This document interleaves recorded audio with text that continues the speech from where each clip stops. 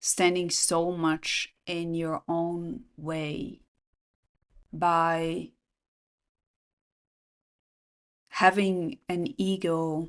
And we all have egos, right? We all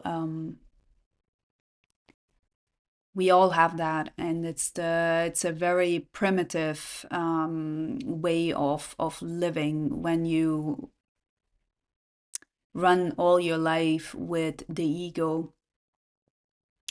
But on top of that, it's this pride and arrogance that really makes it so hard for people to change, because the way they look at life is in their righteousness, right? They're so closed off to try to even mm, think themselves through something else, because there is shame, there is guilt, right? It's the whole package of, oh my God, if I change, what is going to happen with me? It's like this anxiety that comes up, like, what if I actually do go for, I don't know, that really, really nice friendship?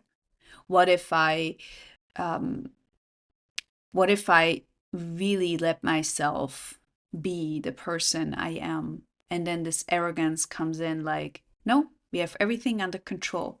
We are great, blah, blah, blah. But deep inside, you hear this voice that is coming online and that is saying something really is off. Like, I'm not well. I'm not good. I'm shutting down my emotions. I have no clue what I'm feeling, right? I have no idea. Could be anything, really. I can hear a small, like, or a slight, like, but not going there. What I want to say to all of you who experience this enormous pride and this arrogance of, oh my God, all these people, look at them, like they try to be themselves. Look how messed up they are. Like they really, oh my goodness, like all these judgments, like these harsh statements of what that person is and why you're so much better. And the definition you have is like, I'm so much better because I have more cash in my bank account, or I have the better education, and this is why I judge you and I shame you. But and this is the actually really a harsh truth. It's like the way how you judge others is the way how you judge yourself. It's with all of this, you're trying to mirror what is actually happening inside of you. It's so that you understand this is how your psyche works. And see, when you start to really dive into that and really start to see what you're doing to yourself, it's actually really sad. It's really, really, really, really sad. It's really sad to witness and to see, like, that all of this they are doing to themselves, right? It's really, you can tell when someone is suffering from their own pain and then projects it on other people. Now, that to say, what people in that scenario are doing to others is also kind of harsh, because they project their whole hate, their whole shame, their whole guilt onto other people, which does have an effect on them, right? So it's never just a one perspective. This is a multiple perspectives, and it has layers to it, right? It's like you can awaken from this state, and then also recognize, oh my God, like what I said to my sister or my work colleague was really not okay. Like I was trying to protect who I think I am, realizing that was totally off the route, like totally off the route. See, people usually who have that are not going in that direction. Um they don't feel that necessarily, because softness or being here activated, being real, is not what they consider as safe. So if someone is shaming and judging and doing all of that because of their pride, and kind of like, puts themselves above on like a pedestal, and you know you have to train to learn to be more soft. You train that.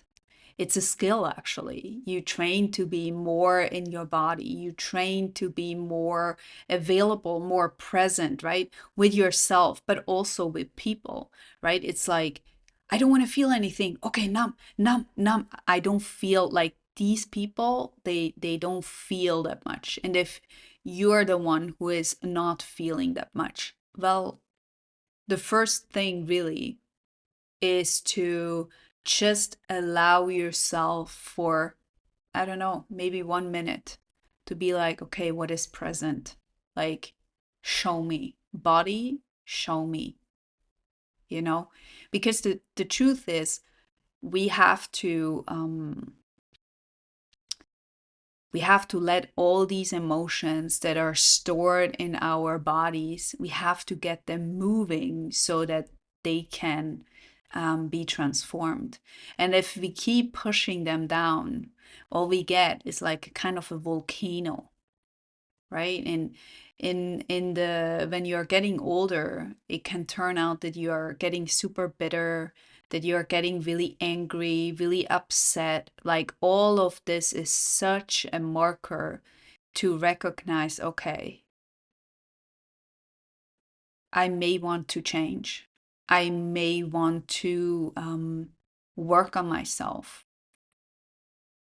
And it's really about starting small. And actually, it may seem small, it's quite big for them. So if that is you, it is quite big.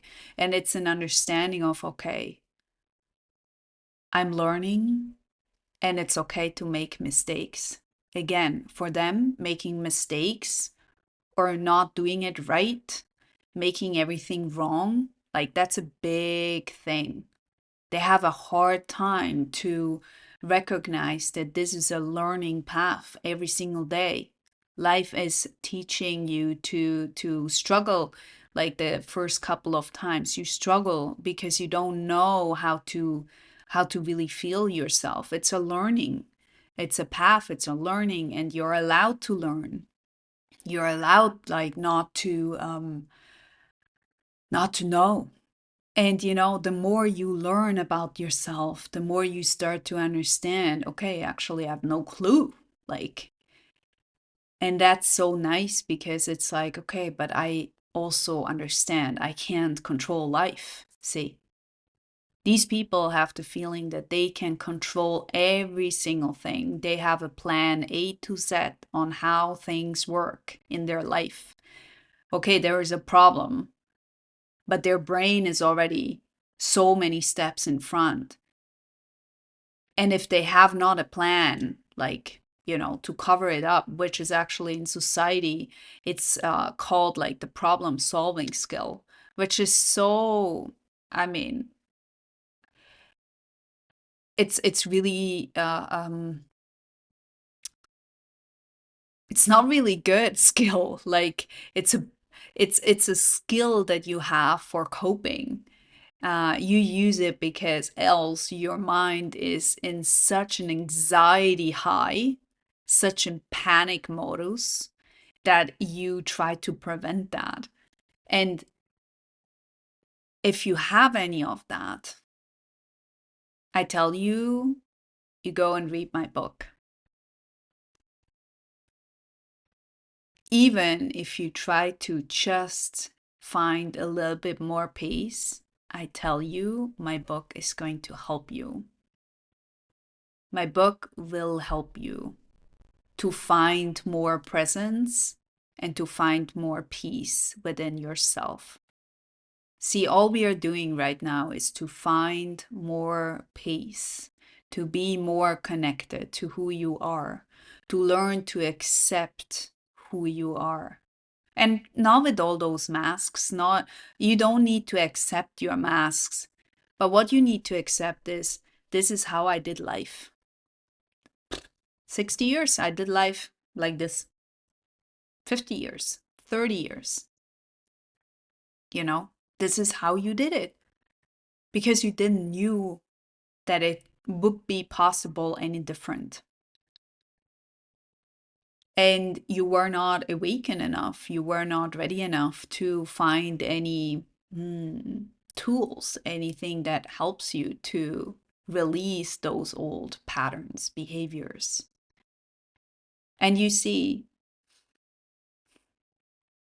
it takes courage. It takes courage to change, and not just a little bit. It takes really a lot to dive into the unknown, because all what I've said right now, it's that is someone who is going through a difficult time. You know, you are walking through so much density, because all these emotions, you have to imagine like it's like you hold a lot of storage, and that storage is around your belly, or wherever it has manifested itself, and it makes you kind of everything is so exhausting, right? These people do feel heavy because they're not capable in like using their body to transmute those things. You know, everything is energy. Energy doesn't go away, it just transforms itself. But if you are not constantly or like actively releasing that, right, then it gets maybe in your body, it gets stuck, you know. You may even have like mind thinking like loop patterns. Everyone here that knows how they feel like, definitely these loop patterns is very interesting, actually. It's like the brain creates a story so that you feel safe, and they keep creating the story, and then they add emotions to it, and it feels super real, right? So you almost live in a parallel world that is kind of showing you something that you either way feel good about yourself or you feel bad, but it's not really who you are. So you're still not really here. You're not present, right? These overthinking patterns can also be like constantly having some what ifs, or uh, loop thoughts that come all the time, again and again and again. They're really, really interesting to watch. And in the beginning, it may actually be very annoying. You might be very annoyed because you don't even sense, hey, this is what's going on. So this is why this work is so cool. It's because you start to notice and see your body more as just a body. You see it as a tool that helps you to do life. You see it as, oh, okay, well, if my body can essentially do so much more, why would I go and play small? Why? Why wouldn't you start to glow more? Why wouldn't you start to use your life force to understand like your feminine and your masculine energy and to thrive in it? Why wouldn't you use creation energy to create and manifest your stuff? Why wouldn't you use the tools to actually get rid of stuck emotions and things from your childhood? Why would you relive it with everybody you meet? Why? You don't have to, you see. But it's a choice. It's a choice. And many people lack on their will. So usually what happens is you need a dramatic event or something that is really like kind of a shock to the system, right? It's like, whoa, like it's almost like yeah, you are in shock, right? You are in shock, and you start to recognize, oh my God, like something is really off. I need to do something else. I need to relearn doing life. I need to relearn who I am. I need to have other priorities instead of pleasing other people. See? But if I'm just saying to you, like, hey, stop pleasing other people, well, you need to understand how this is showing up in your life. What do you feel? When do you feel it? How do you do it? And then you actually need to start to work on your body and be like, okay, if there is another solution, I need to drop in and reconnect. So these responses from my body and these automatic responses from our nervous system are not any more effective. And peel off the layer and start really small. Like, don't push yourself too hard. But yeah, you can push yourself a little bit, you know? It's the same like going to work. You go to work every day. You go and breathe every day. But then you don't look about your body? Why? You see? Why don't you learn how it is to live in a body that is actually supportive? Why? Because it's hard. It's way more hard to keep up the mask, to keep pretending, than to be actually who you are in your essence. Because your essence is supporting your way. It's helping you to find all resources that you need, right? It's a different life. It's a different kind of way of living. Yeah.